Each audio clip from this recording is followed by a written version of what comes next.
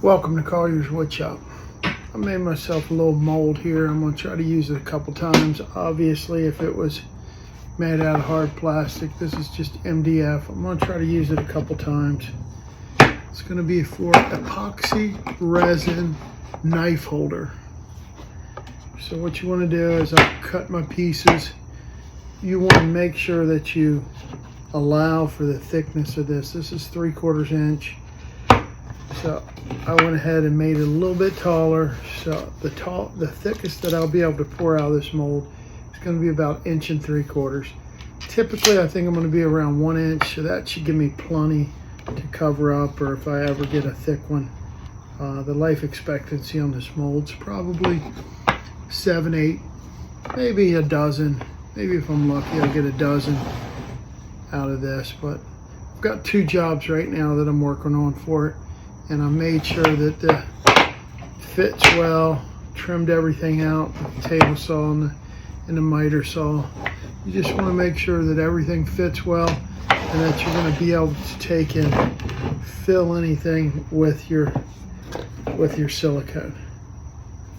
So that's made sure that everything fits. And then up here on this side here, I made it so I don't have an overlap and a big gap over here. Okay, so my next step, what I do is I'm going to go here and mark this right here. Looks like my table's a little crooked there. We'll get it nice and flat.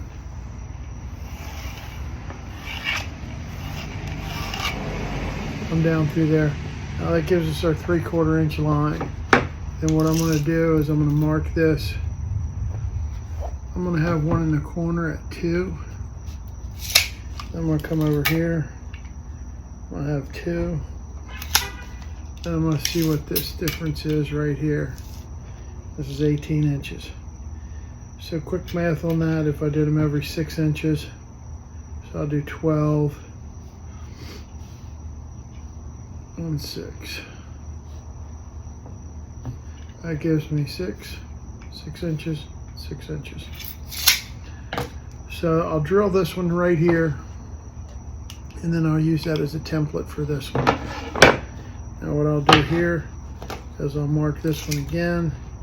We got 6.5 inches here, and what we got on this one is a little bit different. So we see, I'll mark this bottom piece here, but then we got the edges too. So I definitely want to get a screw in the edge.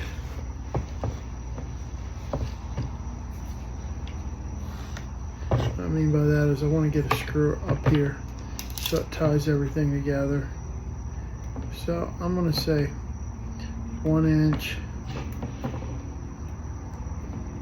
1 inch, and I'd like to be probably 1 inch in from. Let's see what we got here. Yeah, about 5 inches. So if we go 1.5 inches in to 1.5 inches in and 1.5 inches in, you can see what that's going to give me. Going to give me a screw there, there. So I'll have 4 on the sides. What is that? 1, 2, 3, 4 in the edges. So let me go ahead and drill those, and I'll come back and pick you up once I get all these holes drilled. But you get the gist of what I'm trying to do to build a epoxy resin mold. This one here happens to be for epoxy resin knife.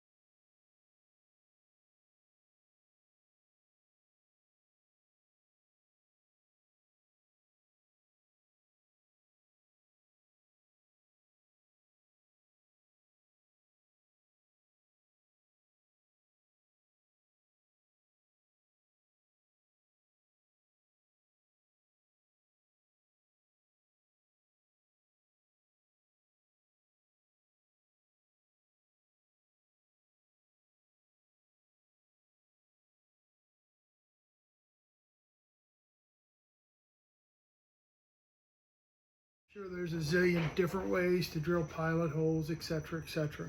So what I've done is I've clamped it, and then that'll keep it. As you can see, I got my DeWalt clamp there. That will keep it flush on the ends. Then what I've also done is I've drug it to the edge. So now when my drill comes down in, I can hold my drill nice and square. You're not fighting the drill if it's back on the table or what have you. So then you just go in, drill a quick pilot hole there. Keep it pushed down, keep everything nice and tight.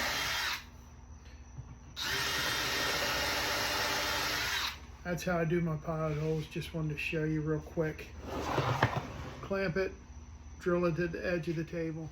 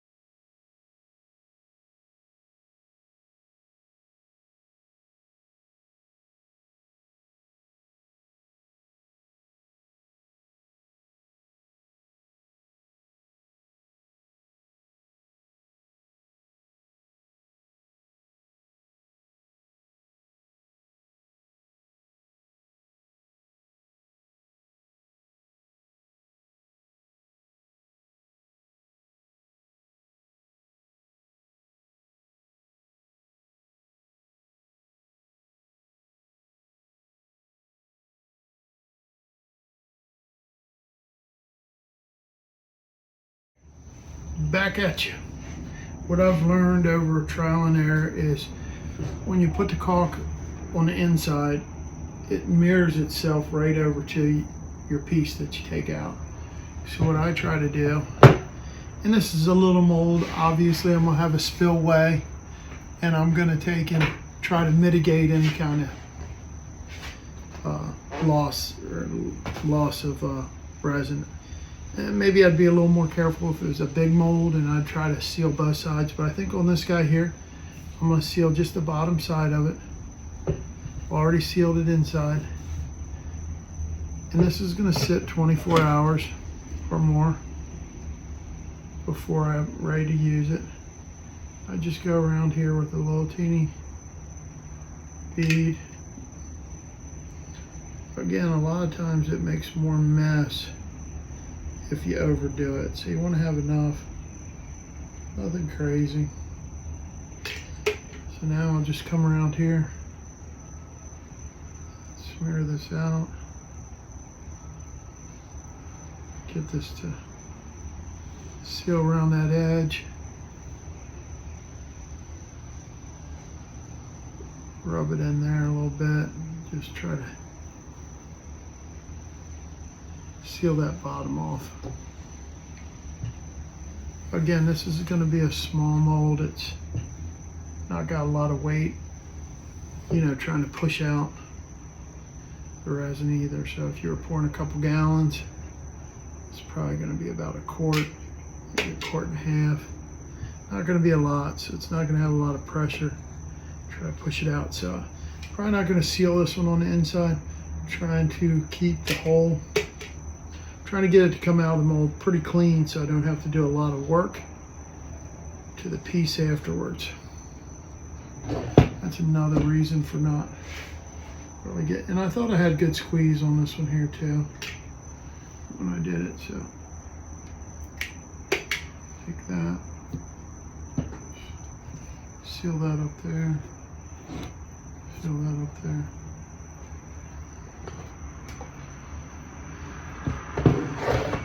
This other side.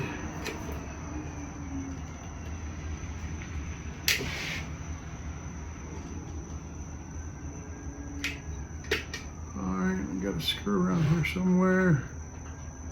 Thought I did that. There it is. Just to keep my caulk gun sealed up, put my little screw in there, keeps that caulk gun sealed up.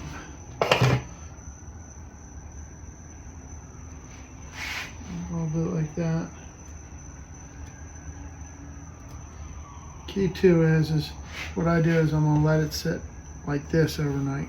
Not gonna put it on the bottom to pick up any trash or anything like that. Let it sit like this overnight.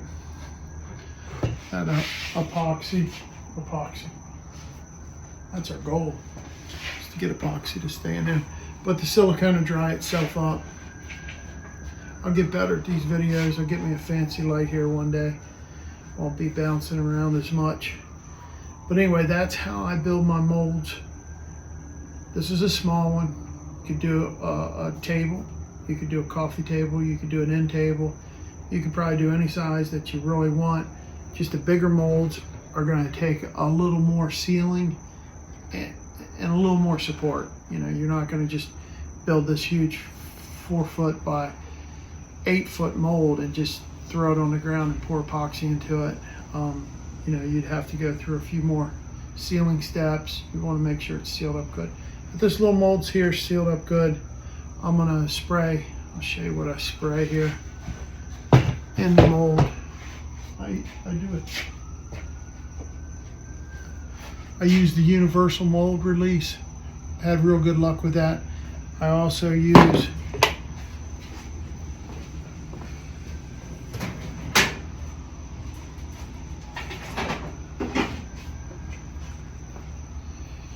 Mirror Glaze maximum release mold wax. So it depends on, you know, how big of a piece, how hard I think it's going to be to get out of the mold, but a lot of times I'll use both. I'll put this on and then I'll put that on last. So again, you want it to come out of your mold when you're done with it. My goal is to take off 2 sides, pop it out, put the mold back together with the what was that stuff again? With the silicone. And then it's ready to go next time I want to use it. Okay, everybody, down here, down a little low here, huh? I'll get you back up here. All right, see if we can get a little better light. Well, I appreciate you guys watching. Hopefully you picked up something off of this video. And I'm growing this channel, so if you can like and subscribe, I greatly appreciate it. Again, I know some of these videos aren't as professional as they could be. I'm getting there slowly but surely, and just trying to pass along some knowledge that I have and try to help a few people out there in the YouTube world. Please like and subscribe. Thank you very much.